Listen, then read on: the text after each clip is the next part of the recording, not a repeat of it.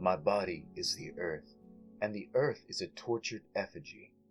The roots are my veins, the rocks are my bones, and my eyes are great globes of concave soil. Each speck of dirt is a piece of iris, and my legs are dead sycamores that sank into the clay a few hundred years ago. The fossilized remains of the ancient saurians comprise the cells of my being, and my arms are locked in caverns that formed around them as I slept. But the most important thing, that's the soul, and even one such as me has a soul. It flits in the magma of the earth's core, and as long as that lava burns and bubbles, my existence goes on. A curse, a gift, an aberration of space and time. I don't know, and it's been ages since I bothered to contemplate why I am what I am. I simply am. I'm tied to the Terra, and with that comes a burden that is inescapable. There's so much pain on the surface, and it all trickles down. Suffering that suffuses the ground, and I find that I'm imprisoned with it. It's as subtle as a vole devouring a worm. I feel the death throes of that worm. The animal anguish always stings, but human beings are so much worse. That's where this gets complicated. I've been washed in the blood of countless wars in the fields above me. I've been forced to listen to the vultures pecking out the eyes of the fallen. A scarlet river has seeped down from above with the passage of time, and I have no choice but to be drenched in it. The blood is bad, but the sorrow hurts the most.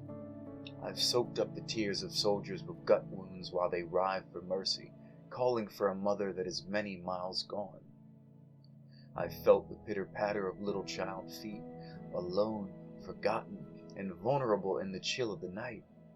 And in the days before men ruled, I heard the bellows of the last giant as he shambled through the mountains, hoping in vain that another of his kind might answer. Mine is the perfect solitude, because even though I feel what the beasts of the surface feel, I cannot articulate what I feel, I cannot communicate with them, and I can't be anything more than dust, dirt, and prehistoric memories. I'm alone with their pain, and if there's one thing the earth has no shortage of, it is pain. The sunshine, the rain, the storms, the snow, and even those bygone days when the sea still touched me before it receded and left me landlocked. All of that sensation pales in comparison to the pain. It's my one constant, and I can always count on it. I tremble when it comes, fissures spreading inside of me, and all that hurt needs some kind of a release. The humans up above have a word for it. They call it an earthquake, but they could never fully understand what inspires the ground to shake and shudder underfoot. It's just me, piled up with pain, and convulsing in hopes of purging just a few ounces of the great burden. I don't know what I am. Maybe some gargantuan crippled golem that fell in another life and fused with terra firma. It could have been a fall, or maybe one day I just laid down because I was tired of walking, tired of yearning, and devoid of the desire to continue on. I can't recall, and it doesn't matter anymore. I am in the ground, of the ground, enslaved to soil and sadness. But even with the pain, sometimes there is a seed.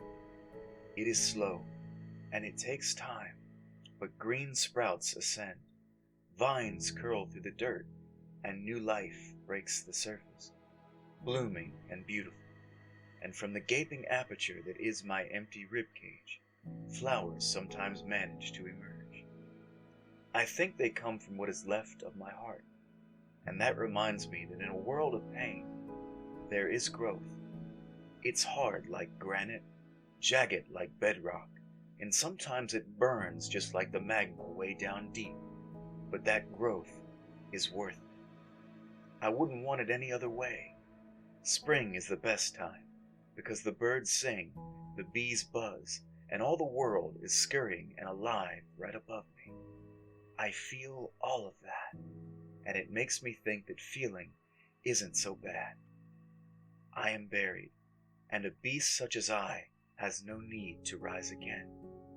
I think I'll rest a while longer.